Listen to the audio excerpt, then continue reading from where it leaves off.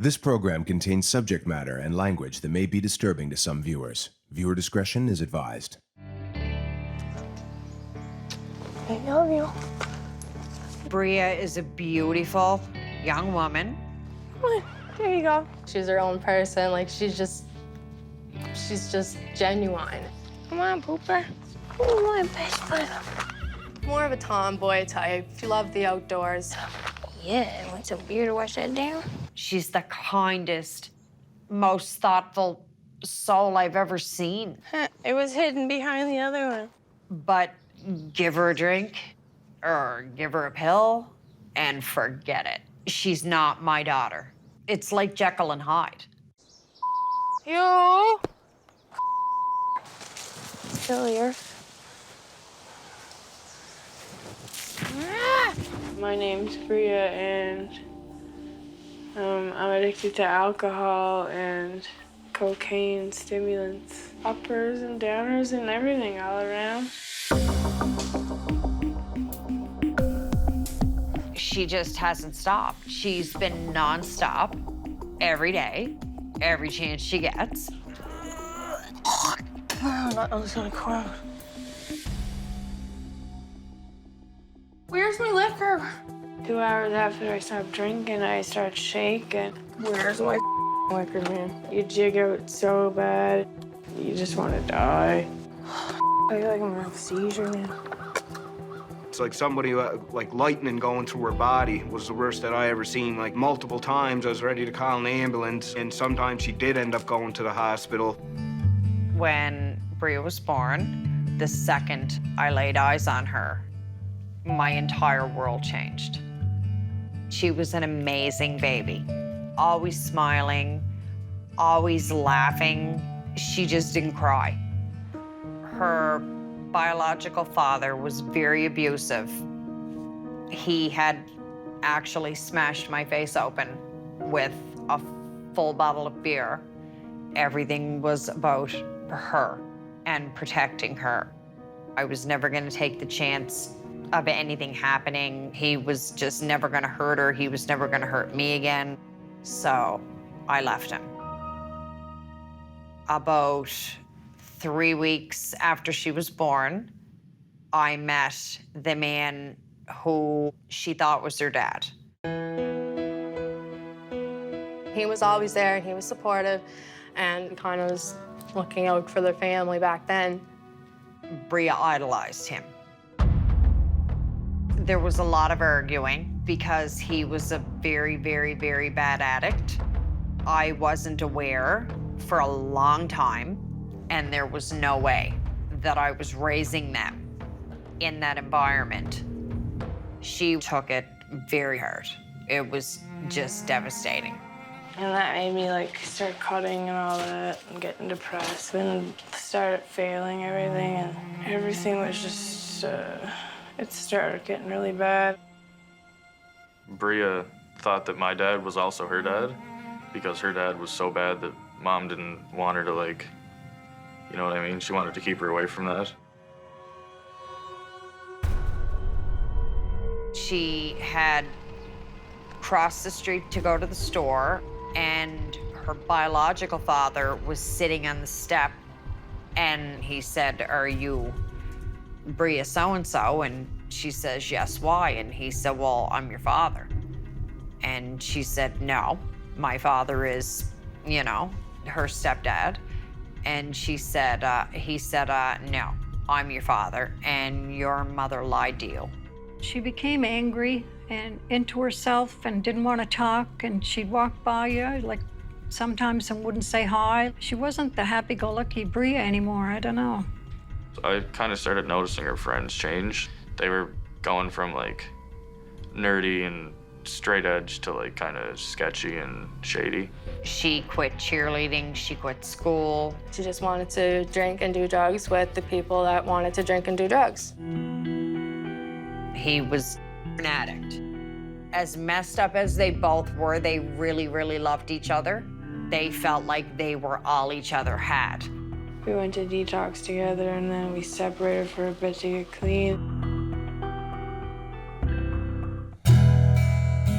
She took the national pageant very seriously. She raised the money. She was sober. I met a lot of people and they were awesome, and I came out of my shell a bit. She went and did very, very, very well in it, and I was so proud of her. So proud of her. After the pageant, she got a phone call that the love of her life had overdosed. He died. They found him in an apartment by himself, overdosed on heroin and fentanyl. He was my favorite person. There's a smoke. Derek wants somebody to drink with, so he doesn't care about her in the big picture in the long run or her future. Him being an alcoholic, he's always gonna have liquor. So when Bria's at his house, she's always gonna have liquor. We both drink, so it gets bad and it does get violent. Morally on my half, but a couple on his. Things would turn, get violent. It could be something that I would say to make her mad, and holes would go in the wall. It could be a glass, a plate being thrown, two knives being thrown. Oh, bye. I don't really want to talk about this. I'd like to talk about it, but... You can talk to yourself, because I don't want to talk. Yeah.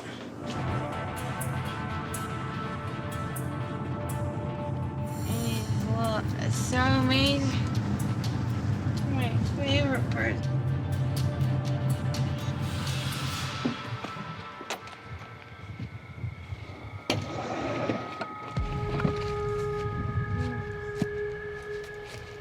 Daddy, baby. Jeez. Hey.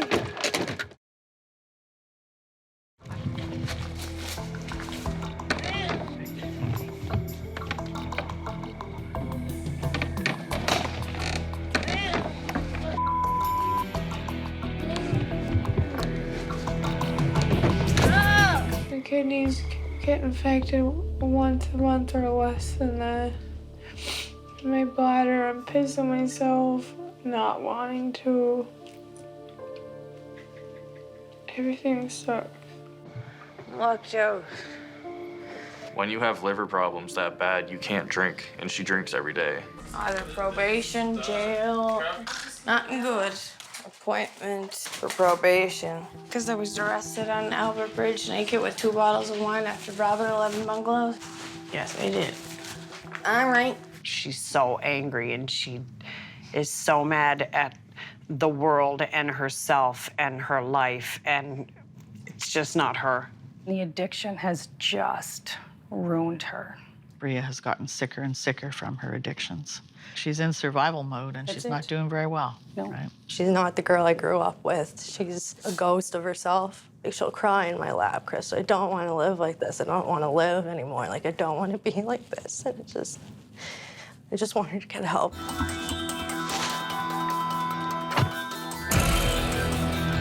Just take a nice big deep breath. Here she comes.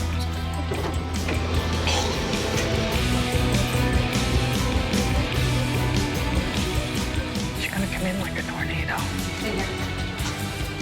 I don't like these doors. Hi, come on in, Bria. Those doors were up to something. Good morning. Good morning, sweetheart. Oh, beautiful. I Listen. thought we were going somewhere. Listen to what? Listen to what Just they all have relax, to say. baby. It's okay, we love you. I haven't even got to have a drink yet. Are you serious? Way to tell me. Bria, Yep. just please relax, okay. honey. All right, all right. We all love you, but we can't stand by any longer. I really miss your calls wanting to go for tea or your sleepovers. Bria, the reason I'm here today is out of pure love for you. I want to see a Bria who knows her worth and be a happy young lady, not a girl living day to day who cannot survive without alcohol or drugs to cope with living. Knowing that you need to drink and do drugs every day, the likelihood of burying you even more probable than it already is. I've been waiting for the call from the hospital saying that you're dead any day. I want to see my sister at her full potential. I want to see you get back into modeling and do good, chase your dreams.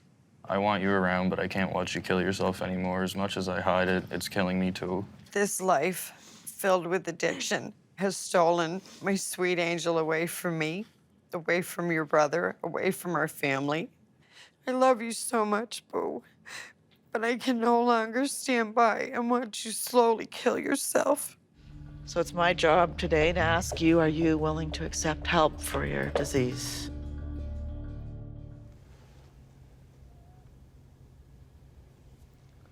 You're willing to accept help. Yeah. It's a very brave step to take. No. I'm glad you're taking it.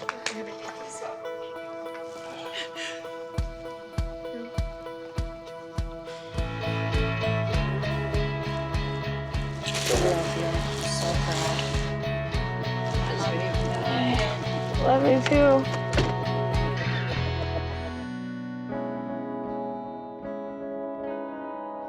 Everything happens for a reason, I believe, and just whatever was put together to get me into that certain program, it was obviously the right one. Because it was really good. Like, the counselors were so amazing.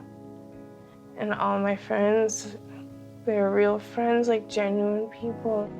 My relationship now with my mom sober is good. She's a lot more at peace, and so am I, and I'm just happy that my mom's happy because I took her happiness away for a while, a long time.